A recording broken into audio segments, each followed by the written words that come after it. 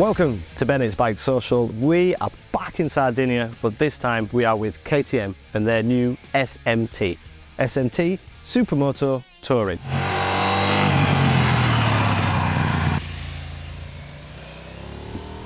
Bit of an oxymoron because you can't really have one with the other, but it works. The first time KTM did this was around 2009.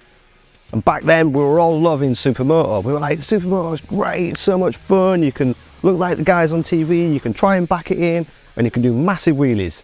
But your tank range is tiny, your seats are uncomfortable, they're usually unreliable, and most of them would kickstart. So KTM went, well, let's just make it better, let's make it comfier, let's give it a bit of touring. So the SMT was created.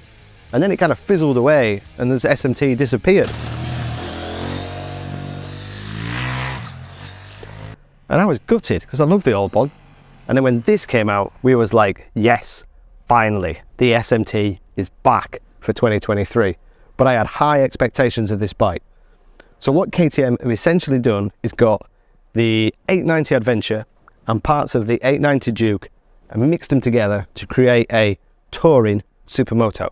So the engine is taken directly from the KTM 890 Adventure. So it's a little less power than the KTM 890 Duke, but it's got loads of torque below 7,500 RPM, which suits this type of bike.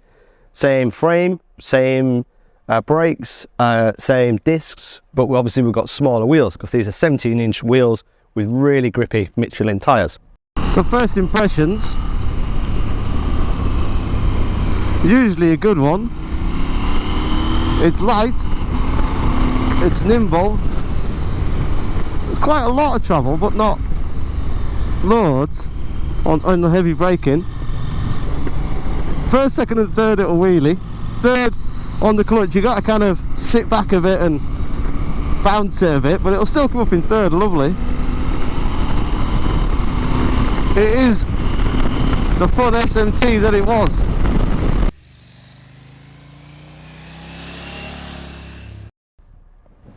In terms of suspension, it's bespoke for the SMT. Fully adjustable, WP up front, fully adjustable on the rear.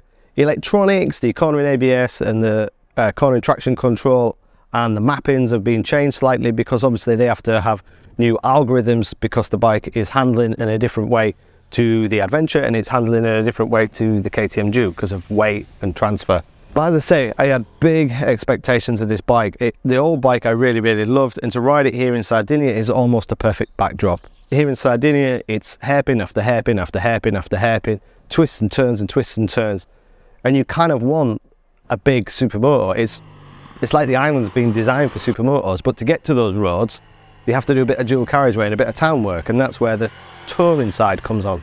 It's a lovely balance between the two. In standard form, I think the suspension is a little bit on the soft side, or maybe we was riding it a little bit too hard. You decide. But we just tweaked the manual suspension very slightly, a little bit of preload on the rear, and just compression and rebound on the front, just a few clicks. It takes a few seconds to do it. It transforms the chassis, it makes it much tighter. There's less travel through the stroke, less tendency to sit when you're jumping between corners, and it just feels more composed. It's really agile, it's really fun. Once you switch off the traction control, if you're into your big wheelies, first, second, third, and even fourth with a bit of aggression, this is an absolute hoot to ride in typical KTM style. The Supermoto feels a little bit, the SMT, sorry, feels a little bit more grown up in that it's definitely softer than I anticipated. I mean, I'm about 12 stone-ish. And it's soft on the rear, but that's because you can slide up and down the seat. So if you go through a corner with an undulation and you sat back in the seat, you're putting more on the shock and it's quite soft. But if you sat further forward, it's not so. So there's a remote preload on the left hand side, so I'm going to play with the preload. We're in the standard settings and there's like a track setting underneath the seat. It's just a sticker, you take the seat off and then you can adjust, you know, it's the recommended settings by KTM as what you might want if you're sporty riding. But yeah, I think we'll probably tweak that later on this afternoon, especially when we're doing the hill climb.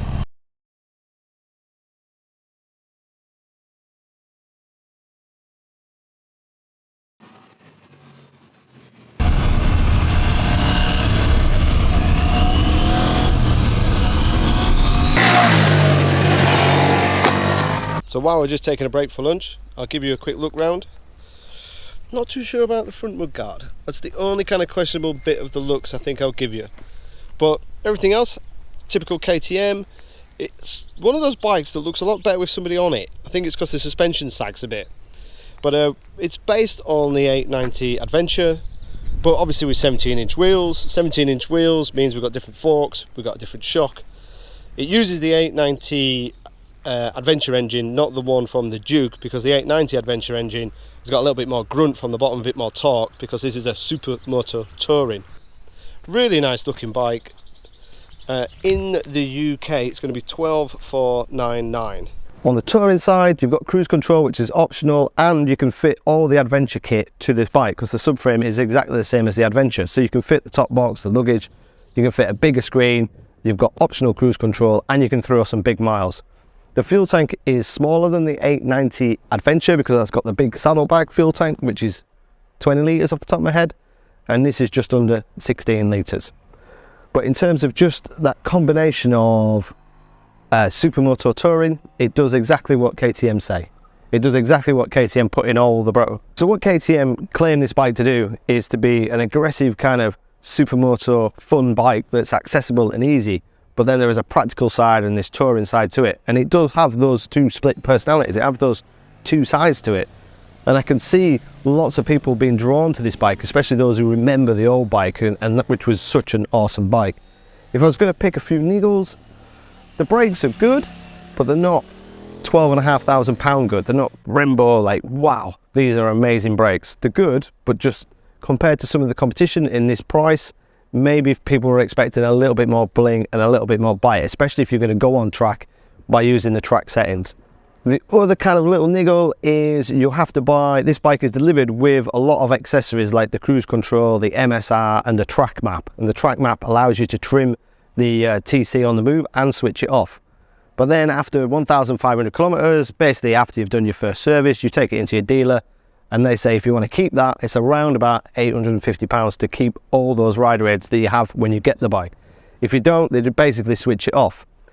There's an argument to and fro, because for me, if it was my bike, I'd probably not want the cruise control and I'd probably not want the MSR, but I would want the quick shifter. So when it goes in for its first service, I'd probably put all that to one side and just buy the quick shifter.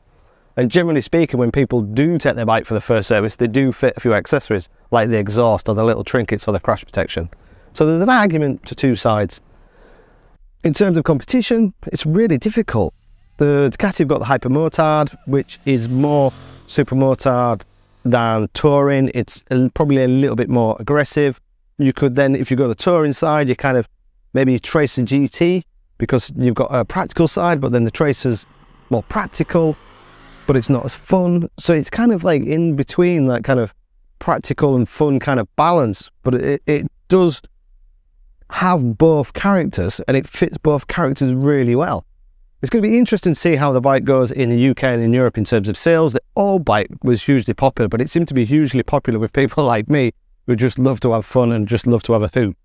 But if you're going to rate a bike on giggle factor and fun and how it makes you feel and what it does, it feels really secure. You can have so much fun with this bike and it handles so well and feels fluid and light and agile, and you just have so much fun on this bike, more so than the 890 Adventure and more so than the 890 Duke. And for me, that's what makes it. It's that funness with a little bit of practicality.